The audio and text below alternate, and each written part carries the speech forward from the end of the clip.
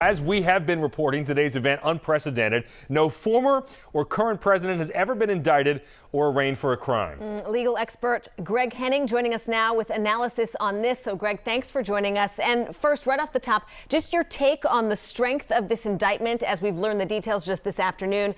The burden of proof for a grand jury far less high than for a trial jury. So your thoughts on the strength of the case? Well, all that we've learned from this indictment is that there are three separate hush money accounts or hush money situations that the president's being charged with engaging in. One was the one involving Stormy Daniels, the former porn star. Another involves a doorman that allegedly had a story that the former president had fathered a child out of wedlock. And then there was a third woman who had another hush money payment. In total, it's over $250,000. But there isn't much new in terms of facts that we learned today from those indictments. So were you surprised by that? I think there was a lot of speculation, kind of by the analysts looking at this, saying there's got to be something more here versus these 7 or 8-year-old hush money payments made to people, which it was an awfully long time ago and kind of centered around politics. Did you want more out of that indictment?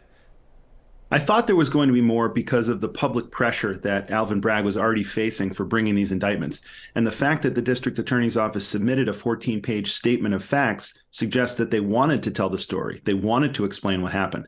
But in reality, what we heard today is more or less a repackaging of facts that were already in the public sphere.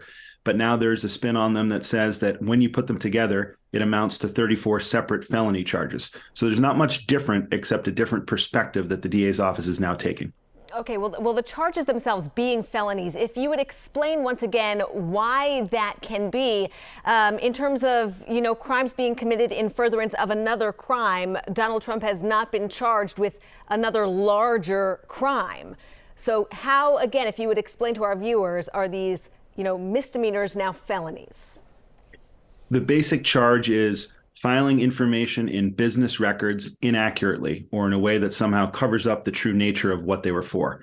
But when they were done for the purpose or for the intent of obstructing a campaign or protecting a candidate for a federal office, that elevates the simple crime of filing things the wrong way into a more serious crime of filing things the wrong way for purposes of protecting a candidate for office. That's what elevates it to a felony. And we just heard Cy Vance, the predecessor, Alvin Bragg's predecessor as Manhattan DA, say if he were Donald Trump's lawyer, he'd tell him to be very careful about what he says in public about this case because you frankly can commit another crime in that process. If you were his lawyer, should he be speaking tonight? We know he can be very inflammatory when he does take to the podium. I would hope that the lawyers that he hired for his criminal defense were at least given an opportunity to review what he's going to say. But even if they did that, the former president has a history of going freelance, of going rogue, for lack of a better term. So I would be concerned about what he says, because if he makes comments about witnesses, other people involved, the judge, the prosecutor's office, he could be facing additional charges for things like obstruction of justice. And it does not appear that the DA's office in Manhattan has any hesitation bringing charges against Donald Trump. Okay, Greg Henning, thanks so much for your insight on this important day. Yeah, thank you, Greg. Absolutely. Thank you.